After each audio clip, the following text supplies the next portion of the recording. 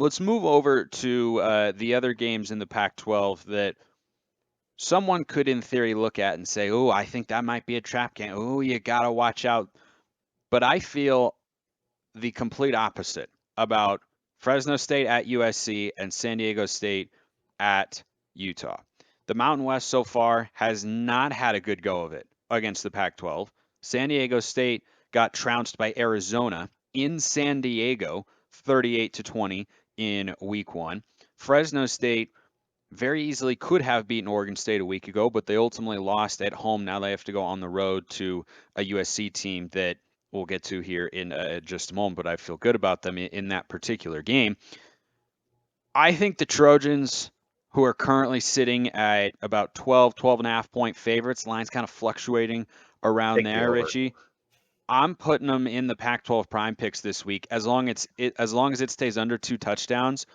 I think Fresno State, at the very least in that game, number one, they're not going to be able to slow down USC. Like, you're going to have a shootout. And sure, Fresno State could put up some points, but if Oregon State went to Fresno and scored 35 points, and USC just went at Stanford, who's got better athletes at least than what you have at Fresno State by at least a little bit, and put up 41, I feel like 35 is the minimum we're going to see from USC. And I don't know how much that Fresno State team, they've got some good playmakers. I love Jake Haener, their quarterback. I don't know on the road if they're going to be able to, number one, avoid turnovers from this USC defense that has been forcing them at an incredible rate through 2 games so far. I just don't think they're going to be able to score. And I think that, well, I don't think they're going to be able to score enough, I should say. I think Fresno State will have at least 20 points in this game, but I think USC is going to be over 40. Like, I think this is going to be like a 45-20 or 24 kind of game. And if it stays under 2 touchdowns, tomorrow, USC will be in the Pac-12 prime picks for me. What do you think? Yeah, I will tell you that I did not give USC enough credit coming into this year. I admittedly thought that this was going to be a program that needed a year to really get to the level of play that they're already at. But I mean, that's the power of Lincoln Riley and Caleb Williams and Jordan Addison all coming in one offseason. I mean, USC didn't buy a team, but they definitely had some really nice upgrades from the transfer portal and certainly at the head coaching spot.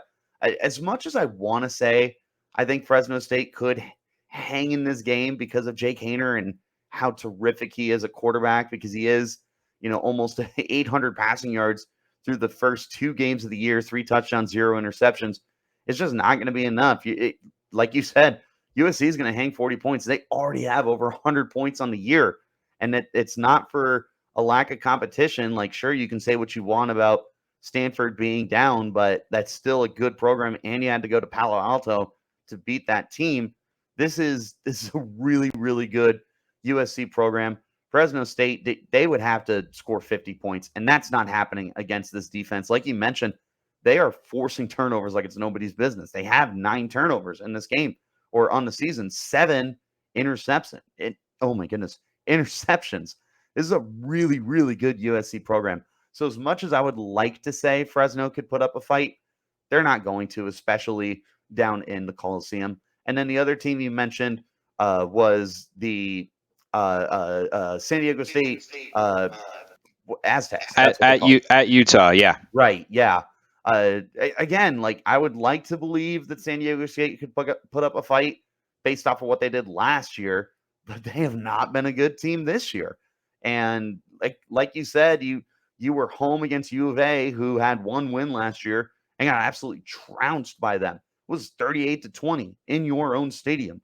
And then last week, you lose by 3 points to Oregon State, which, yeah, I mean No, Fresno State. that was Fresno. That was Fresno. Fresno State lost by 3 to Oregon State. San Yeah. Diego State got an easy win a week ago, but they're going to Salt Lake City, and that's a tough place for anybody. Yes, no, that's a very tough place to play. Utah has turned into one of the gold standards of football for the Pac-12. They got a really nice home field advantage, and they got by far the better football team. So I definitely put a lot more faith in the number 14 Utah team, which quite frankly is a lot better than people would realize because of that loss that they suffered in the first week of the year to Florida. I mean, they played a really hot Anthony Richardson, who didn't play well last week. It's one or the other for him down in Florida, but neither here nor there. I'm not worried about Utah. I'm not worried about USC this week. They're just too good at programs right now to, quote unquote, play down to their competition like we've been talking about for the other teams. I just think they're so much better than everyone else in the Pac-12. It's just not close.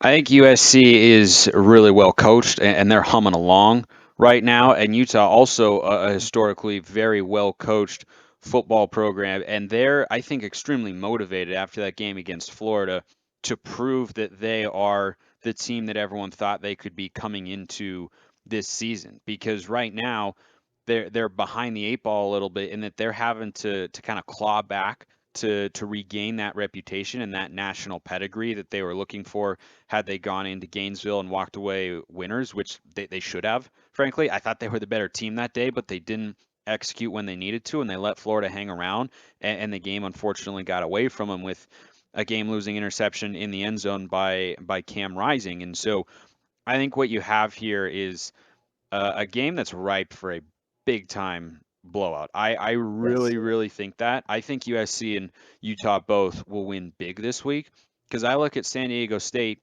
and that's a team that Utah lost to a year ago on the road in two or three overtimes. Okay, so Utah remembers that, right? Coaching staff remembers.